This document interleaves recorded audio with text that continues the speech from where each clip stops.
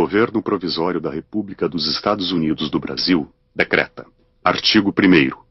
Fica proclamada, provisoriamente e decretada como a forma de governo da nação brasileira a República Federativa. Artigo 2º. As províncias do Brasil, reunidas pelo laço da Federação, ficam constituindo os Estados Unidos do Brasil. A proclamação da República se deveu a duas forças muito diferentes do ponto de vista social, do ponto de vista ideológico. Uma dessas forças era representada pelos partidos regionais. O principal partido regional era o Partido Republicano Paulista. Essas elites estavam muito mais preocupadas com os seus interesses em cada região. Qual era o sonho, digamos, da elite paulista, para simplificar, ou das grandes elites regionais? Era fazer uma república que fosse pouco centralizada. Quer dizer, em que o poder dos estados se tornasse muito amplo. Já os militares, que foram a outra força que deu origem à república, tinham concepções diferentes dessas elites civis. Era a ideia de uma república centralizada, muitas vezes mais autoritária. Os militares estavam muito mais preocupados com a unidade nacional.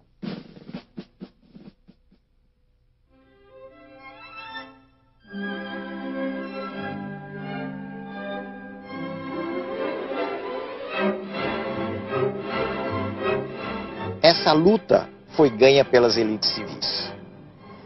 Nos primeiros tempos, os militares predominaram. Basta se pensar nos governos de Deodoro e Floriano.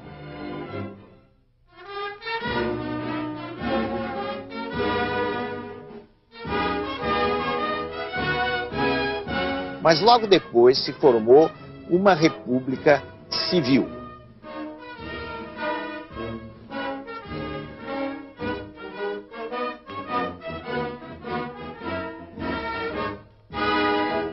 A maior prova de que as elites civis triunfaram é a Constituição Republicana, que foi aprovada em 1891, que era o modelo da República Federativa.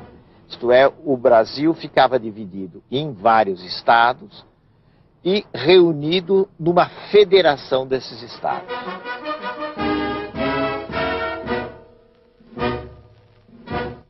E, além disso, essa Constituição, seguindo bastante o modelo americano, criou uma divisão de 3 poderes, pelo menos na teoria. Esses 3 poderes eram o poder executivo, que executa as leis, ou que encaminha leis para o Congresso, o poder legislativo, que faz as leis, a Câmara dos Deputados e o Senado, e o poder judiciário, que julga o conflito entre os cidadãos, ou então interpreta as leis, interpreta a Constituição.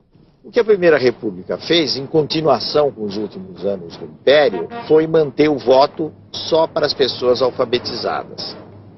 Mas, ao mesmo tempo, abriu um instrumento que, vamos dizer assim, convidava à fraude eleitoral. Esse instrumento era a inexistência do voto secreto. Como o voto era aberto, todo mundo sabia o voto de um determinado cidadão, a possibilidade do cidadão ser pressionado a votar em determinados candidatos, sobretudo no campo, era muito grande.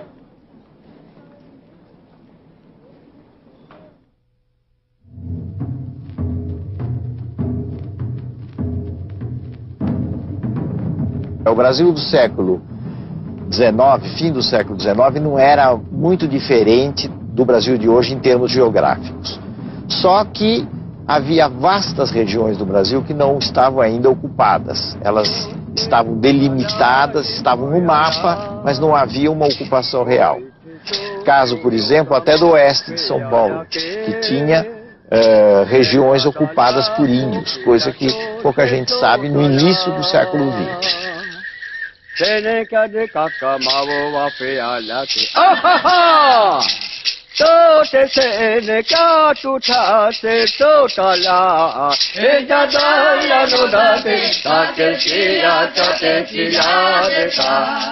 Há uma frase muito comum nessa época da Primeira República, fim do século XIX até 1930, de que o Brasil é um país essencialmente agrícola. Quer dizer, vamos nos fixar em atividades agrícolas e vamos esquecer tudo mais.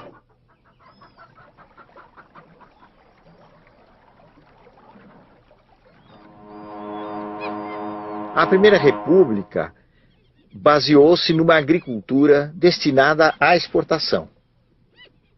Todo o eixo, vamos dizer assim, do crescimento econômico estava voltado para a produção de determinados bens que seriam vendidos no exterior. Do ponto de vista da população, da produção, houve um grande impulso da região centro-sul e do sul do país. O centro-sul basicamente por causa do café e o sul por causa da instalação da pequena propriedade, que foi uma coisa muito característica do Paraná, Santa Catarina e parte do Rio Grande do Sul.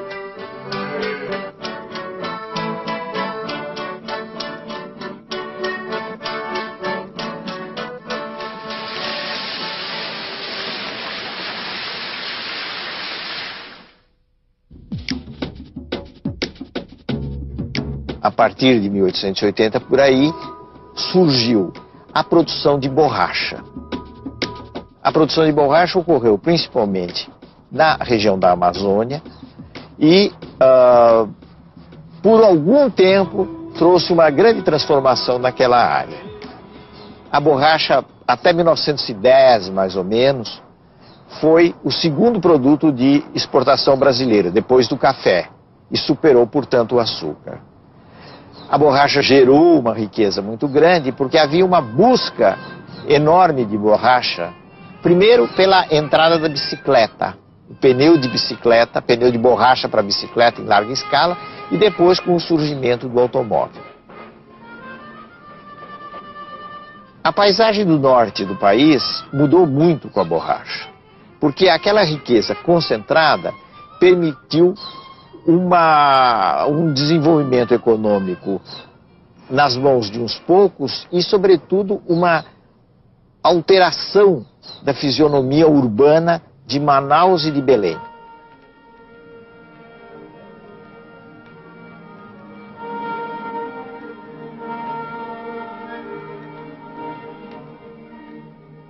Até que surgiu a grande crise da borracha. A grande crise se deu aí por volta de 1910, quando as plantações inglesas na Ásia, na região da Malásia, começaram a concorrer fortemente com a borracha brasileira.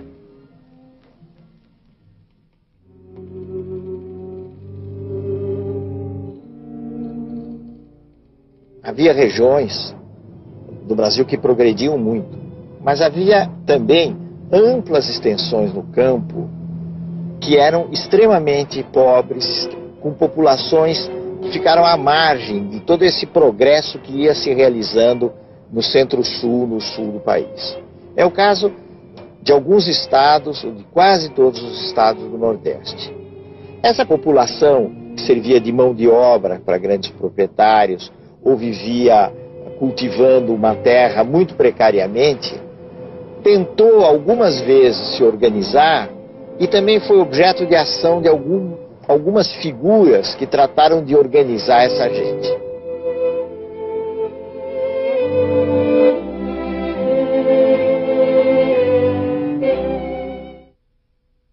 Dos movimentos no campo, o mais importante, o mais conhecido, foi o de Canudos, que se instalou no norte da Bahia, perto da cidade de Jeremoabo, entre 1893 até a sua liquidação em 1897.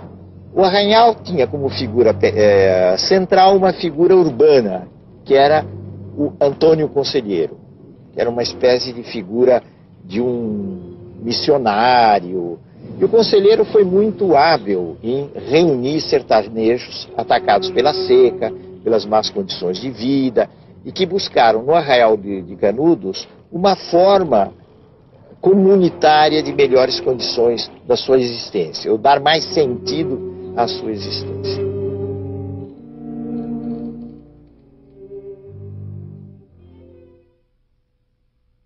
O governo da República, que poderia ter a compreensão desse fenômeno e tratá-lo de uma outra maneira, resolveu liquidá-lo.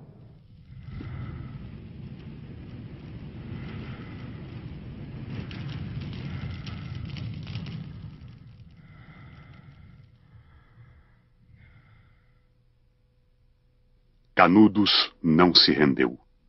Exemplo único em toda a história, resistiu até ao esgotamento completo, expugnado palmo a palmo, na precisão integral do termo. Caiu no dia 5, ao entardecer. Quando caíram os seus últimos defensores, que todos morreram. Eram 4 apenas.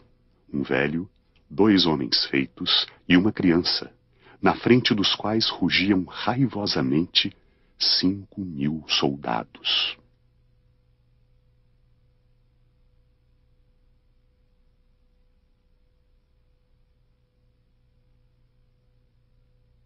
O Rio passou por uma grande transformação urbana.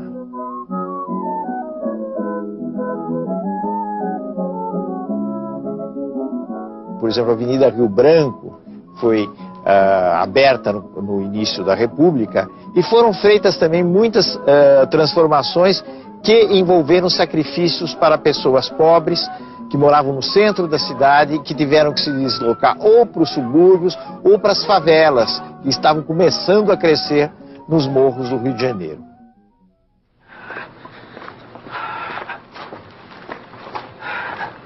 Quem anda pelos morros que cercam a cidade, quem pelustra essa misteriosa e lôbrega zona de casebres e de estalagens em que vive essa gente miserável, é que pode saber o que é a crise terrível de higiene e de moral que a cidade está atravessando.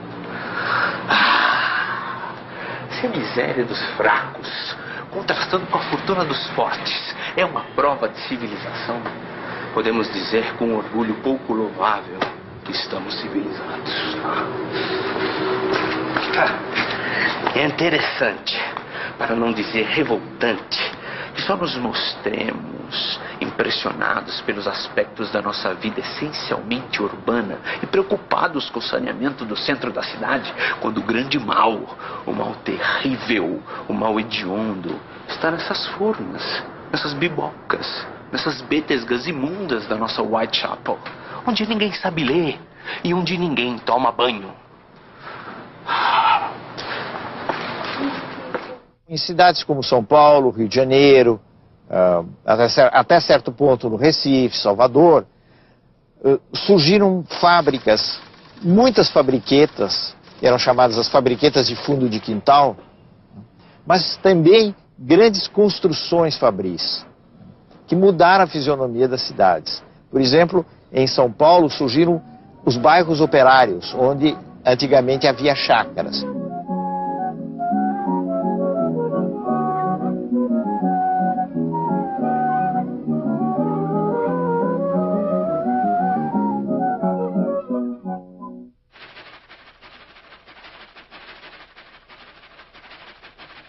Esse impulso, no caso de São Paulo, foi muito gerado através da própria atividade cafeeira, através do próprio negócio do café. Por quê? Porque o café gerou uma grande expansão econômica, uma urbanização, quer dizer, as cidades cresceram muito, a cidade de São Paulo cresceu muito, e criou assim um mercado interno, um mercado para os produtos industriais. Foi por essa via que as indústrias começaram a crescer no país.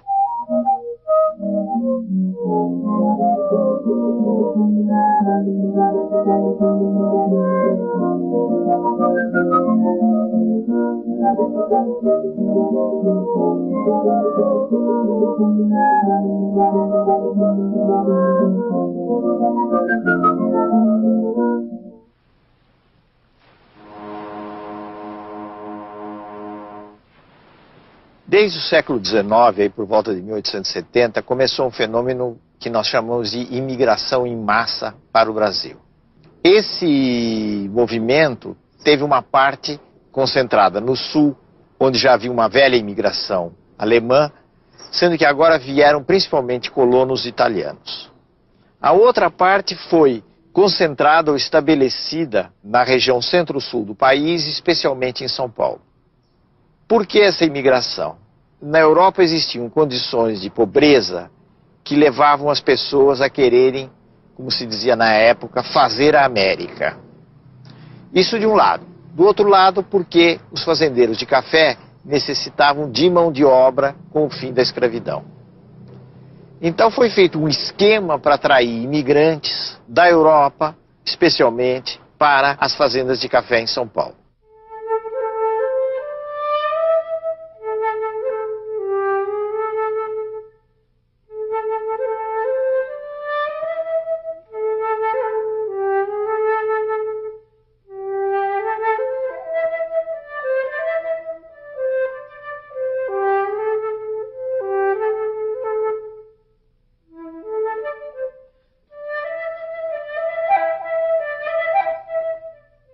Os imigrantes que vieram para o Brasil em grande número foram os principais responsáveis pela introdução no Brasil de uma série de ideias que a gente genericamente pode chamar de ideias socialistas. Dentre essas ideias, talvez a ideia mais importante no caso brasileiro foi a dos anarquistas. Os anarquistas representaram realmente um pequeno grupo, mas um grupo influente nos meios operários, especialmente o anarquismo brasileiro, que era o anarco-sindicalismo. Ele pretendia reforçar o papel do sindicato, transformar o sindicato em um órgão revolucionário e fazer, através da ação dos sindicatos, uma revolução social no Brasil. Mas é preciso lembrar que entre essas pretensões e a realidade do país, existia uma distância muito grande. Então, os anarquistas, na realidade, foram defensores de direitos dos trabalhadores. 8 horas de trabalho, igualdade de salário para as mulheres e os homens, coisas desse tipo que eram muito importantes, estavam próximas da realidade e ao mesmo tempo não tinham nada de revolucionários.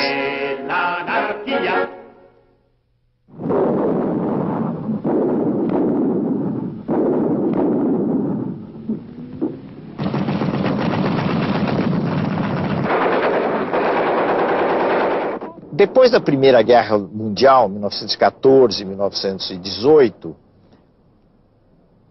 o que aconteceu do ponto de vista das ideologias, das ideias, e no Brasil e também na maioria dos países do mundo, foi um declínio, uma queda da ideologia anarquista.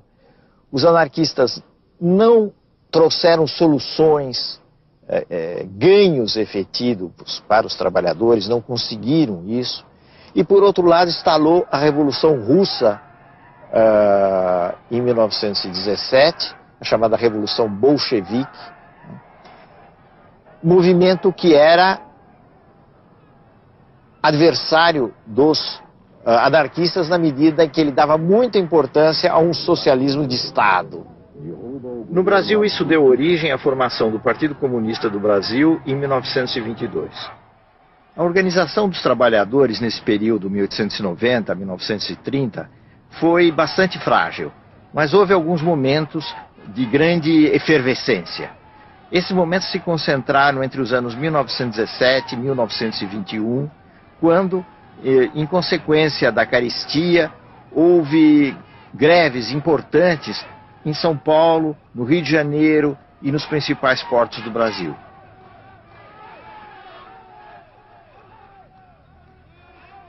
Começaram a se acumular sintomas, sinais de crise da Primeira República. Um desses sinais foi o chamado movimento tenentista, que representou uma expressão de insatisfação dentro do Exército e, em muito menor escala, dentro da Marinha, contra o chamado sistema oligárquico. Por que essa insatisfação dos tenentes? Porque eles sonhavam com um tipo de república centralizada, unificada, que não favorecesse os estados maiores. Um destacamento militar que percorreu 24 mil quilômetros aproximadamente do território brasileiro, chefiado por Luiz Carlos Prestes, que viria a ser um líder comunista, e uma figura hoje menos conhecida, que era Miguel Costa.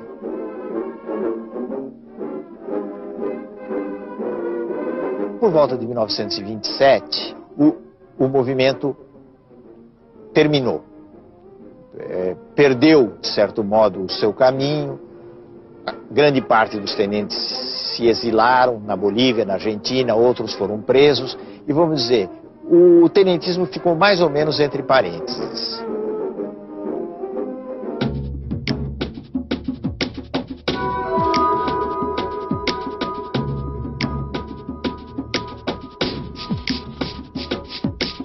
São Paulo e Minas fizeram uma aliança, a República do Café com Leite, que durou ao longo da Primeira República até quase o fim da Primeira República. São Paulo teve uma forte predominância na Primeira República, e São Paulo tinha como base econômica o café, e Minas também teve essa predominância, e o leite, a produção de leite, era um fator econômico importante das atividades agrícolas e pastoris de Minas Gerais.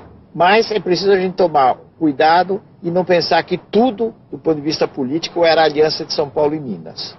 Muito da disputa política e dos acordos políticos passava por São Paulo, passava por Minas, mas passava também pelo Rio Grande do Sul.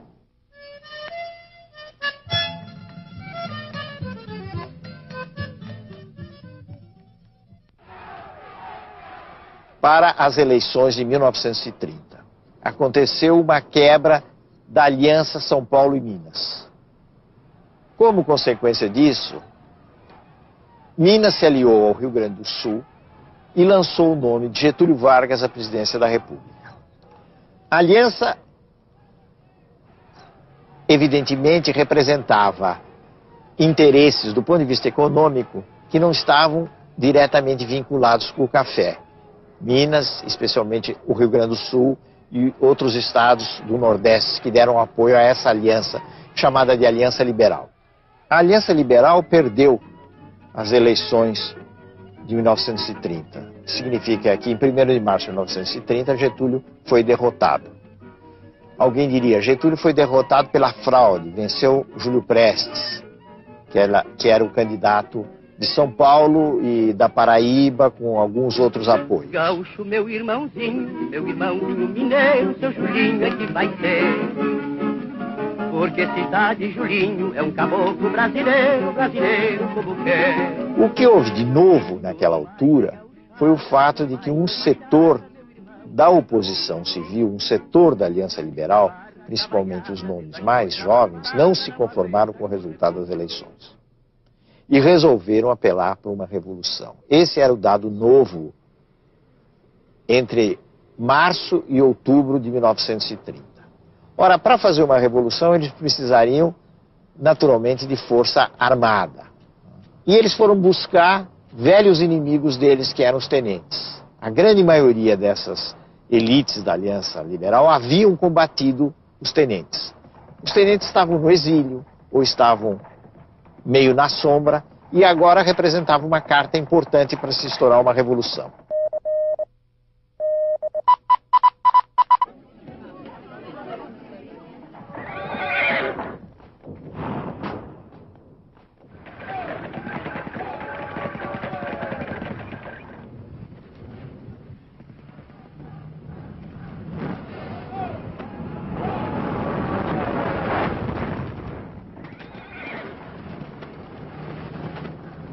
A Revolução triunfou rapidamente no Nordeste, onde ela teve colaboração popular, sob a chefia de Juarez Távora.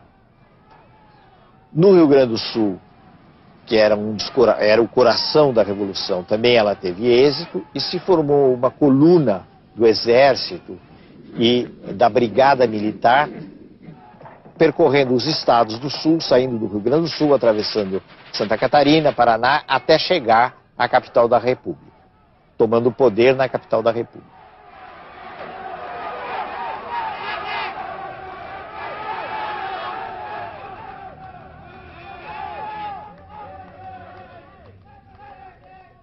No próximo programa, Getúlio Vargas no poder. Primeiro, um período transitório. Depois, o Estado Novo, feito para durar. a Segunda Guerra Mundial, seus compromissos e oportunidades para o Brasil. Ao ver o povo desencarnado, sem se pintar mudou de cor. Veja